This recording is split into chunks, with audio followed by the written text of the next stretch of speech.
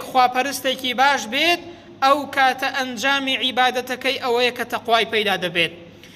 بۆیە هەر عیبادەتێک هەر نوێژ و ڕۆژووێک ئەگەر تەقوان بۆ ئینسان پەیدا نەکات دەبێ ئینسان بگەڕێتەوە بۆ خۆی، دەبێ ئینسان بۆ خۆی دابستەوە ئەو عیبادەتەی وەکو پێویست نییە دەنا تەقواداری بۆ پەیدا دەکرد.